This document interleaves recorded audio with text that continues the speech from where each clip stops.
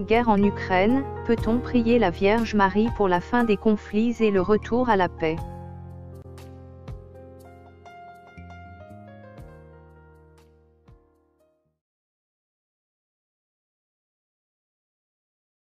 Une colonne de chars russes prise sous les feux. Ces images, tournées hier par un drone, sont diffusées par l'armée ukrainienne. Elles montrent que la progression russe en direction de la capitale se heurte à une vive résistance. Cette colonne avait progressé rapidement en provenance de l'Est. Elle serait actuellement stoppée à Brovary, à une quinzaine de kilomètres de Kiev. Dans les airs, en revanche, la supériorité est totale. Comme ici, à Jitomir. Une caserne était ciblée, la bombe s'est abattue sur des habitations. Cet homme est en colère. Lui, au moins, il n'aura plus besoin de la fermeture de l'espace aérien. Mais nous aussi. Près de Kiev, les évacuations se poursuivent avec les moyens du bord. Attachées sur une porte ou encore dans un chariot, ces personnes âgées étaient prisonnières, incapables de partir d'elles-mêmes de leur domicile. Les autres plus valides continuent à traverser la rivière qui sépare Irpin de la capitale. Un pope orthodoxe leur donne la bénédiction. Plusieurs corridors humanitaires sont ouverts depuis hier. Ils ont permis l'évacuation de 35 000 personnes, un soulagement pour Svetlana. Notre maison est détruite. On a vécu dans la cave pendant 14 jours, sans lumière, ni eau, ni chauffage. Mais on reviendra chez nous. J'en suis sûre. Au point de rencontre, elle retrouve sa fille. Oh, tu es vivante, amour de ma vie. À la joie des retrouvailles se mêle l'inquiétude pour le futur. Rester à Kiev au risque de subir de nouveaux bombardements ou partir encore plus loin. En Ukraine, le bilan promet de s'alourdir si les Russes se lancent à l'assaut des grandes villes. Avec le conflit en Ukraine, le monde redécouvre le combat de haute intensité, commente Pierre Razou, directeur académique de la Fondation méditerranéenne d'études stratégiques.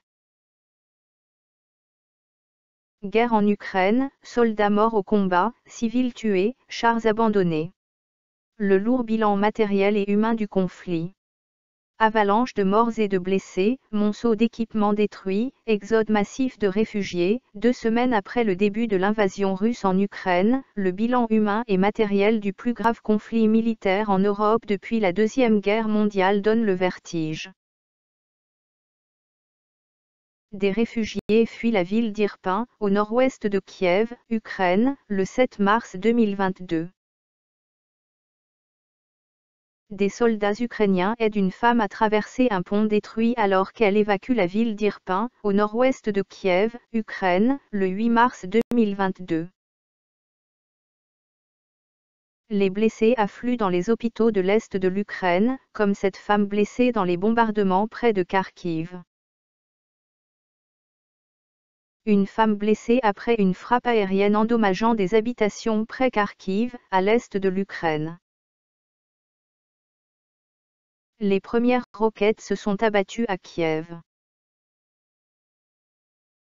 Un bâtiment détruit à Kiev, le 25 février 2022. Des militaires ukrainiens se préparent à la riposte dans la région de Lougansk. La deuxième plus grande ville d'Ukraine, Kharkov, a été la cible lundi de tirs de roquettes qui ont fait plusieurs dizaines de morts et des centaines de blessés, a déclaré un conseiller du ministère ukrainien des Affaires étrangères. Question. La guerre en Ukraine, peut-on prier la Vierge Marie pour la fin des conflits?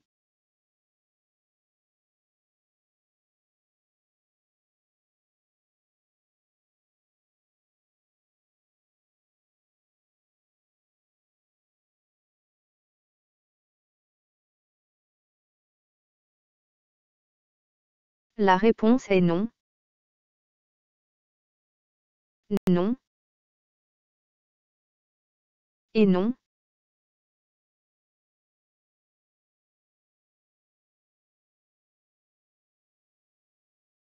Question.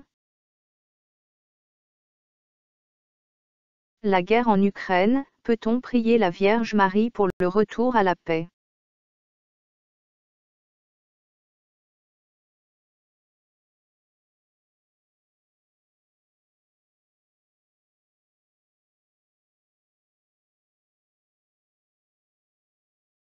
La réponse est non. Non.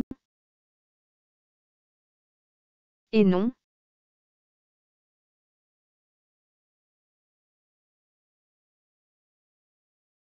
Question. La Vierge Marie a-t-elle le pouvoir de faire cesser la guerre entre la Russie et l'Ukraine?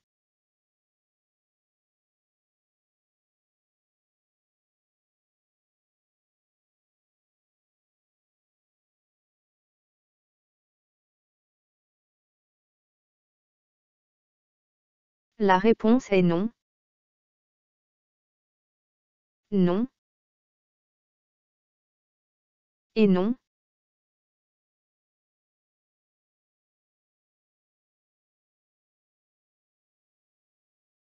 Ouvrons la Bible et lisons.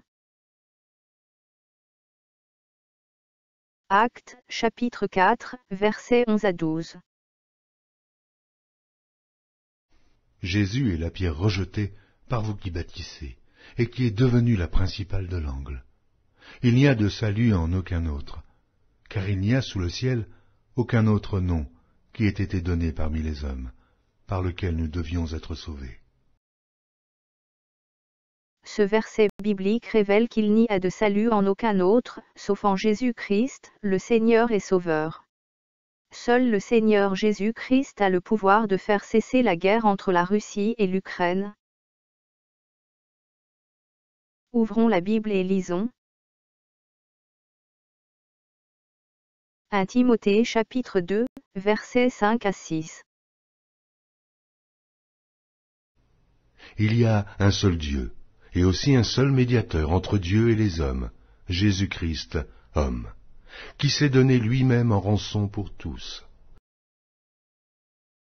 Ce verset biblique révèle que le Seigneur Jésus-Christ est le seul médiateur entre l'Éternel Tout-Puissant et les hommes.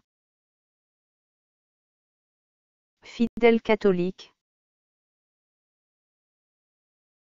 Attention. Votre pape, vos prêtres catholiques et compagnie sont les serviteurs du monde des ténèbres, ils vous enseignent des mensonges, faussetés et dérives pour vous conduire en enfer. Que les fidèles catholiques qui aiment la parole de l'Éternel Tout-Puissant et qui veulent être sauvés écoutent cette vérité. La Vierge Marie du catholicisme est un démon qui vit dans le monde des ténèbres. Que ceux qui doutent prient l'Éternel Tout-Puissant, avec foi et beaucoup d'humilité, afin qu'il vous révèle l'identité de ce démon catholique appelé Vierge Marie, ce démon qui continue à voler l'identité de la vraie Vierge Marie de la Bible. Attention, la Vierge Marie du catholicisme est un démon du monde des ténèbres. Un démon qui vit dans le monde des ténèbres. Un démon qui vole l'identité de la vraie Vierge Marie de la Bible. Attention à vos âmes fidèles catholiques.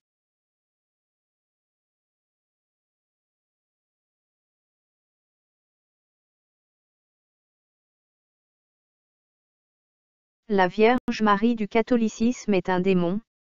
Vous ne devez pas prier ce démon pour la fin des conflits en Ukraine. Un démon peut-il faire cesser des conflits? La Vierge Marie du catholicisme est un démon. Elle n'a aucun pouvoir de faire cesser la guerre entre la Russie et l'Ukraine. Un démon peut-il faire cesser une guerre? La Vierge Marie du catholicisme est un démon. Elle n'a aucun pouvoir pour apporter la paix entre la Russie et l'Ukraine. Un démon peut-il apporter la paix? Attention à vos âmes fidèles catholiques. Votre pape, vos prêtres catholiques et compagnie ont une mission sur vos vies, vous conduire en enfer. C'est pourquoi ils vous enseignent des mensonges, faussetés et dérives. N'avez-vous pas une Bible pour lire et découvrir vous-même la vérité? Ouvrez la Bible et lisez, pour sauver vos âmes de l'enfer.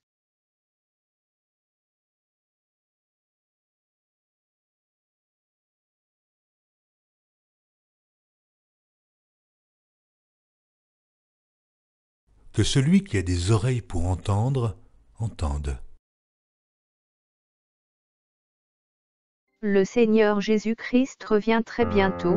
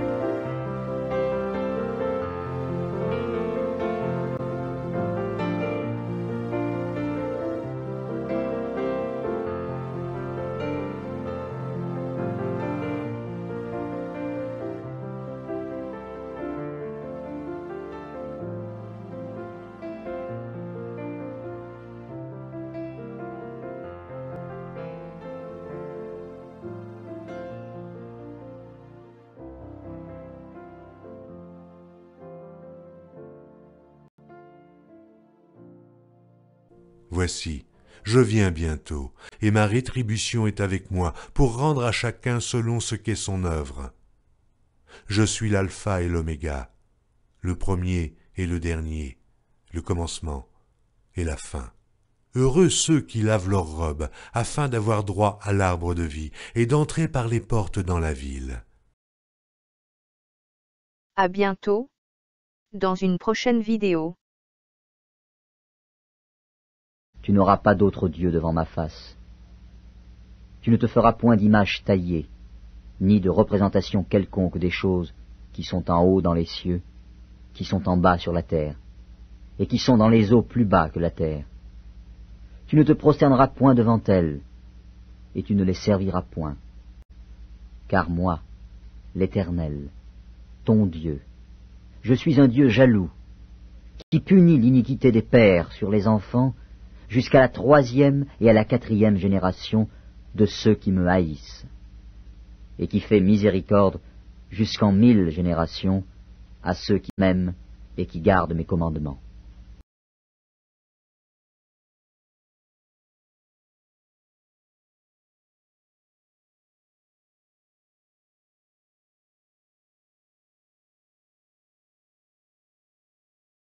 À bientôt, dans une prochaine vidéo.